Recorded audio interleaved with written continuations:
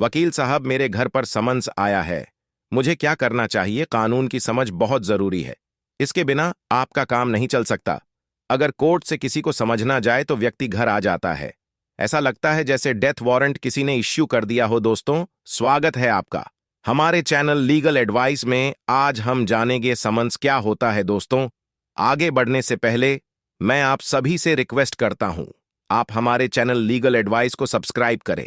अगर हम कानूनी तौर पर बात करें तो संबंध दंड प्रक्रिया संहिता 1976 की धारा 100 से लेकर 70 तक में संबंध से संबंधित प्रावधान दिए गए हैं।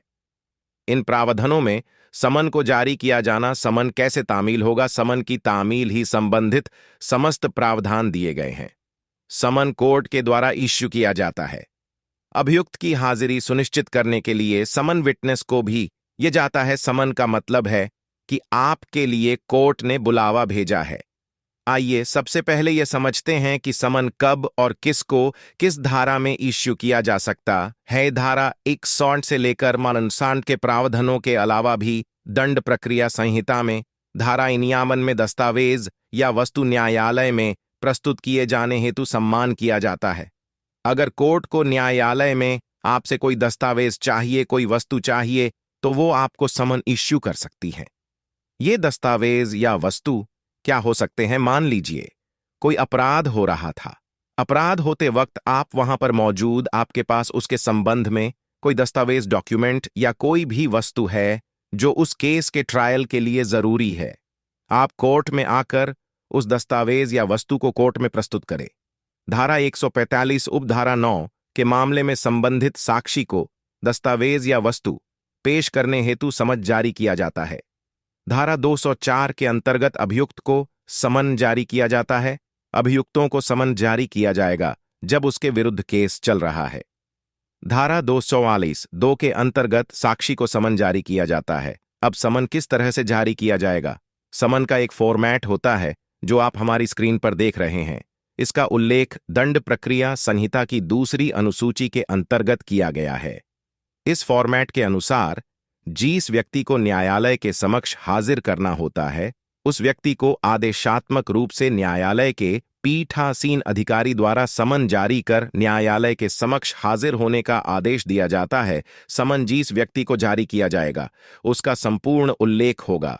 उसका नाम, पता, पिता का नाम, आयु, व्यवसाय तथा किस मामले में न्यायालय में बुलाया जा रहा है उस मामले का भी उल्लेख किया जाएगा।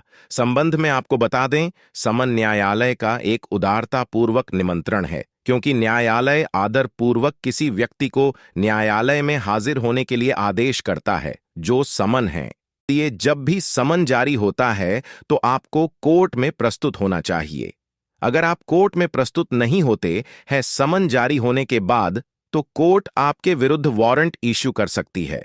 समन की तामील के संबंध में आपको बता दें, समन के संदर्भ में एक शब्द समन की तामील अत्यंत चर्चा में रहता है। समन शब्द के साथ तामिल शब्द का भी उपयोग किया जाता है। तमिल यानी कि संबंध को सर्व कैसे किया जाएगा, संबंध किस तरह से आपको दिया जाएगा। समन की तामील के विषय पर संहिता की धारा 52 में प्रावधान दिया गया है।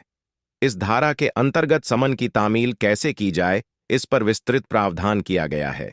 विधि के अनुसार प्रत्येक समन की तामील पुलिस अधिकारी द्वारा या फिर राज्य सरकार द्वारा निर्मित नियमों के अधीन समन जारी करने वाले न्यायालय के किसी अधिकारी द्वारा या किसी अन्य लोक सेवक द्वारा की जाएगी।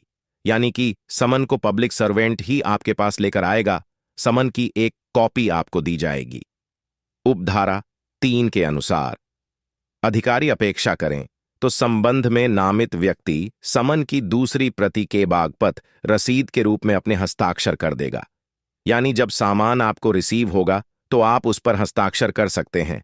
अब आपको एक इंटरेस्टिंग केस बता दें को पूस्वामी अय्यर बनाम सम्राट में एक मामले में यह कहा गया था, यदि समन की तामील करवाने वाला अधिकारी सम्मान में नामित व्यक्ति के घर में घुस जाता है और वह उस व्यक्ति को जिसे सर्व करना है, संबंध ऐसे अधिकारी को अपने घर में निकल जाने के लिए कहता है।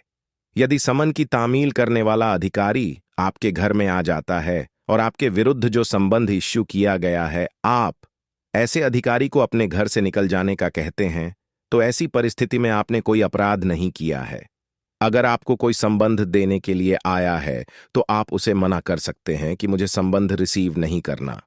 परंतु आपको बता दें, अगर आप समन की तामील ई से बच रहे हैं, जानबूझकर समन को रिसीव नहीं कर रहे हैं, तो सहायता में ऐसे कई नियम दिए गए हैं जिनके अनुसार समन अगर आप सर नहीं करते हैं तो उसको आपके गेट पर इफेक्ट्स कर दिया जाएगा, आपके घर के बाहर चिपका दिया जाएगा और ये मान लिया जाएगा कि संबंध सर्व हो गया है। संहिता की धारा 59 के अनुसार डाक द्वारा भी साक्षी को जारी किया जा सकता है। समन की तामील की जा सकती है। ऐसे में जो रिसीप्ट होगी डाक रजिस्ट्री की, वह तामीली मानी जाएगी। अगर आपके पास समन आया है तो घबराइए मत, अपने नजदीकी वकील के पास जाइए। क्या केस है उसको समझिए और कोर्ट में हाजिर हुई है। परंतु समझ से बचने का कोई भी अवैधानिक प्रयास न करें, क्योंकि अगर आपने समन की तामील ई नहीं होने दी तो कोर्ट आपको वारंट इश्यू कर देगी।